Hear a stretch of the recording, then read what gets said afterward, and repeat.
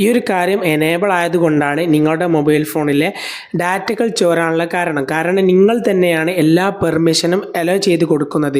നിങ്ങളോട് ഒരു കാര്യം പറയട്ടെ, നിങ്ങൾ ഏത് വെബ്സൈറ്റിൽ കയറുന്ന സമയത്തും നിങ്ങൾ തന്നെയാണ് എല്ലാ പെർമിഷനും അലോ ചെയ്ത് കൊടുക്കുന്നത്.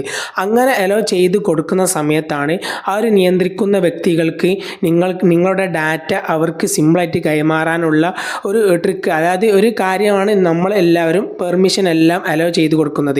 അങ്ങനെ അത്തരത്തിൽ ഏതെങ്കിലും തേർഡ് പാർട്ടി ആപ്ലിക്കേഷനിലോ അല്ലെങ്കിൽ ഏതെങ്കിലും വെബ്സൈറ്റിലൊക്കെ ഏതെങ്കിലും വാട്സപ്പിൽ വന്ന ലിങ്കിലൊക്കെ കയറുന്ന സമയത്ത് അങ്ങനെ നിങ്ങൾ ലിങ്കിൽ കയറി എല്ലാ പെർമിഷനും ചില വെബ്സൈറ്റുകളിലെ പെർമിഷനൊക്കെ അലോ ചെയ്ത് കൊടുക്കുന്ന സമയത്താണ് അത്തരത്തിൽ നിങ്ങളുടെ മൊബൈൽ ഫോണിലെ ഡാറ്റകൾ ചോരാനുള്ള കാരണം.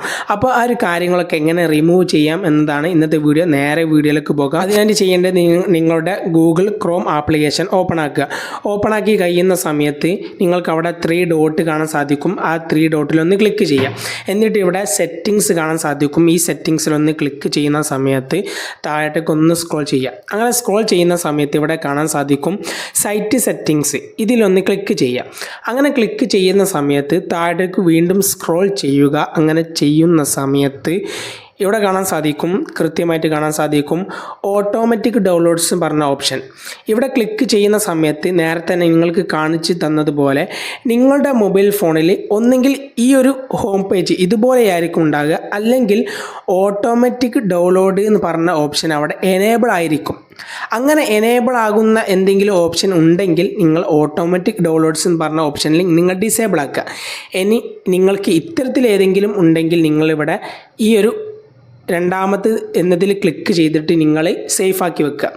എന്നിട്ട് നിങ്ങൾ ചെയ്യേണ്ടത് എൻ്റെ ഈ മൊബൈൽ ഫോണിലും ഇതിലൊന്നും ആ ഒരു എക്സ്ട്രാ നിങ്ങൾ പെർമിഷൻ അലോ ചെയ്ത് കൊടുത്ത വെബ്സൈറ്റ് കാര്യങ്ങളൊന്നും ഇവിടെ കാണിക്കുന്നില്ല. നിങ്ങൾക്ക് അത്തരത്തിൽ ഏതെങ്കിലും വെബ്സൈറ്റുകൾ ഇവിടെ നിരന്തരം കാണിക്കുന്നുണ്ടെങ്കിൽ ഓരോ വെബ്സൈറ്റിലും ഇതുപോലെ ലോങ് പ്രസ് ചെയ്യുന്ന സമയത്ത് അല്ലെങ്കിൽ ജസ്റ്റ് ഒന്ന് ടച്ച് ചെയ്യുന്ന സമയത്ത് അവിടെ റിമൂവ് ചെയ്യാനുള്ള ഓപ്ഷൻ വരും.